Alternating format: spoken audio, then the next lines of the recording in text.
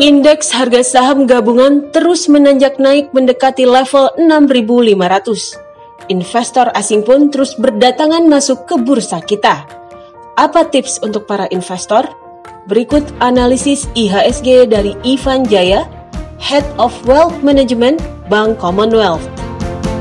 Kita lihat dari pasar global dulu ya, bahwa Fed di Amerika tahun ini diprediksi tidak seagresif tahun lalu dalam menaikkan suku bunga, sehingga kita juga melihat dampaknya perekonomian di Amerika pun juga mulai koreksi. Kemudian ada ketegangan trade war ya antara Amerika dan Cina.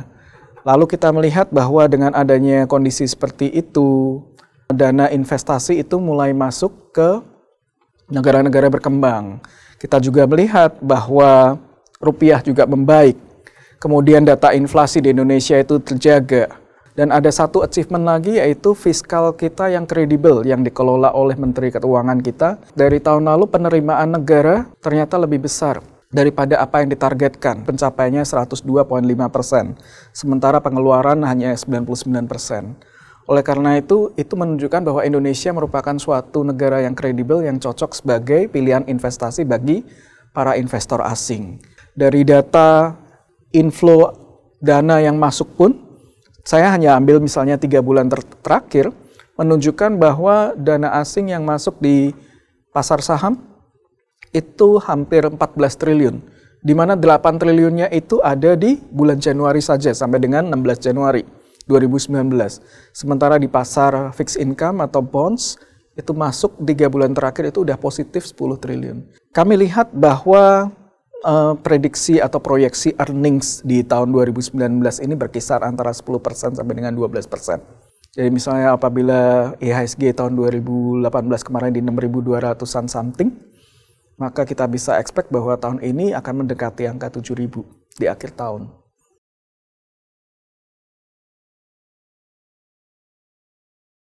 Jangan sampai ketinggalan aja melakukan investasi.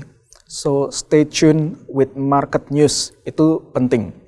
Apabila tahun lalu, tentunya wajar apabila mereka taruh dananya itu di instrumen-instrumen yang agak defensif, seperti deposito.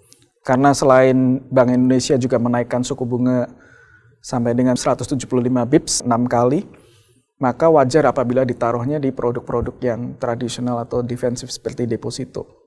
Namun kita melihat juga tahun ini ternyata juga merupakan tahun politik, tahun pilpres, di mana data historikal menunjukkan dari 3 pilpres terakhir, apabila tahun pemilu itu terjadi, maka biasanya pasar saham itu juga ikut naik.